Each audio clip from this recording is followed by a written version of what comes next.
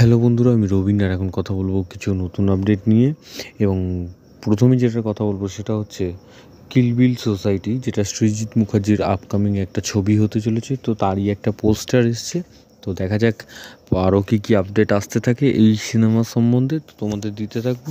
তো পরবর্তী আপডেট হচ্ছে রাজা চন্দ্র পরিচালিত, অঙ্কুশ হাজরা অভিনীত এবং ঐন্দ্রিলা সেন অভিনীত ফ্যান্টাসি ড্রামা ছবি চন্দ্রবিন্দু এবছরই আসতে চলেছে। তবে দেখা যাক কী হয়। এবং পরবর্তী আপডেট হচ্ছে অঙ্কুশের নিজের প্রোডাকশন হাউসের থেকে একটা আপডেট আসতে পারে 14 তারিখে।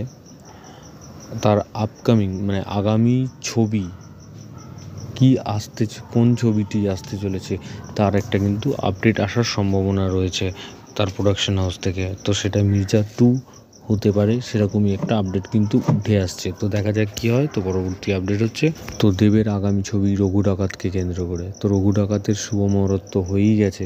তবে এই ছবিতে মুখ্য চরিত্রে যারা অভিনয় করছেন দেব, তারপর রূপা গাঙ্গুলি, দক্ষ একজন অভিনেত্রী, তারপরে ইদিকা পল, অনির্বাণ, এবং এরকম তো কিছু না কিছু আপডেট আসছেই।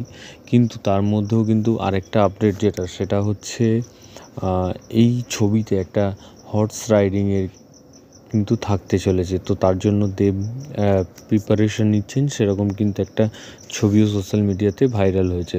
তো বেশ ভালো লাগছে। দেবের এই রঘু ডাকাত ছবি রিলিজ হতে এখন অনেক দেরি, কিন্তু তার কিছু না কিছু আপডেট সে দিতেই থাকছে। তো এইটা একটা মানুষের মধ্যে এক্সাইটমেন্ট তৈরি করা, তো ওই জিনিসটা বেশ ভালো। তবে দেখা যাক কী হয়।